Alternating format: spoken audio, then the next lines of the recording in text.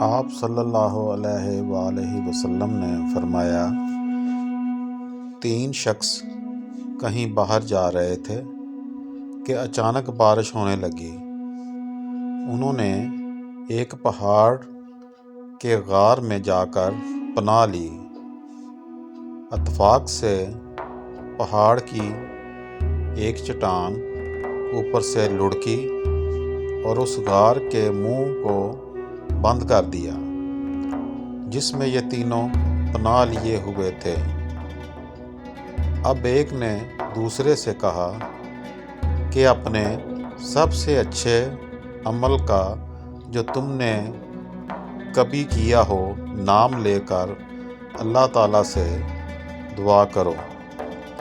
اس پر ان میں سے ایک نے یہ دعا کی، اے اللہ، میرے ماں باپ بہت ہی بوڑھے تھے، میں باہر لے جا کر اپنے مویشی چراتا تھا، پھر جب شام کو واپس آتا تو ان کا دودھ نکالتا اور برتن میں پہلے اپنے والدین کو پیش کرتا، جب میرے والدین پی چکتے تو پھر بچوں کو اور اپنی بیوی کو پلاتا۔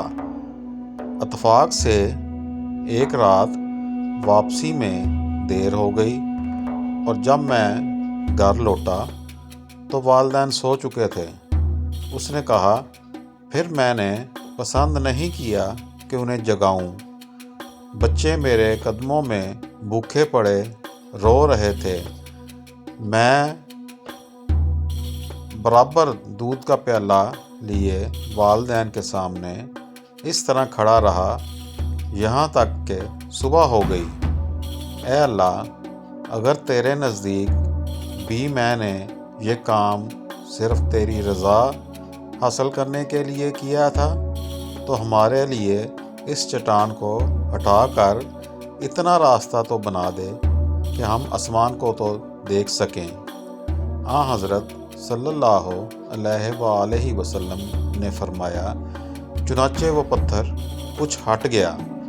دوسرے شخص نے دعا کی، اے اللہ، تو خوب جانتا ہے کہ مجھے اپنے چچا کی ایک لڑکی سے اتنی زیادہ محبت تھی جتنی ایک مرد کو کسی عورت سے ہو سکتی ہے۔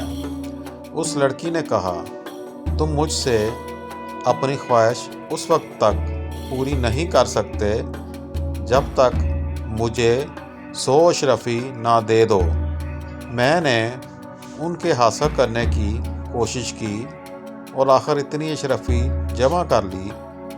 پھر جب میں اس کی دونوں رانوں کے درمیان بیٹھا تو وہ بولی، اللہ سے ڈر اور مہر کو ناجائز طریقے پر نہ توڑ۔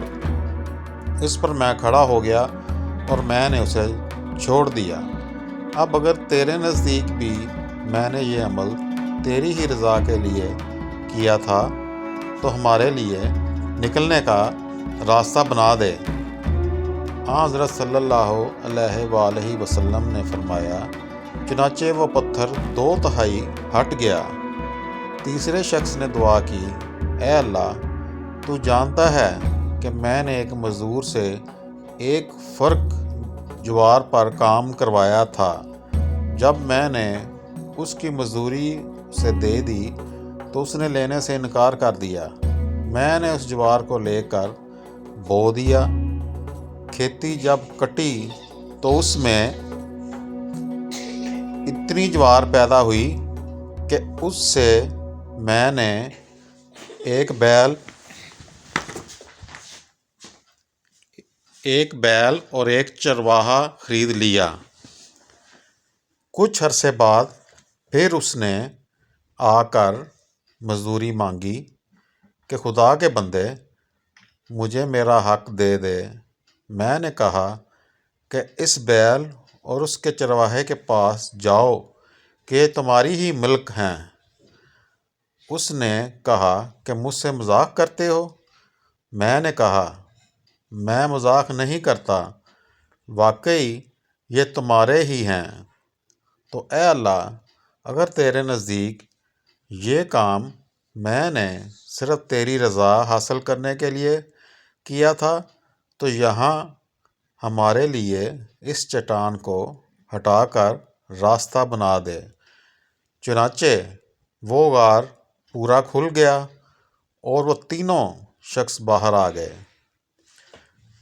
صحیح بخاری حدیث نمبر 2215۔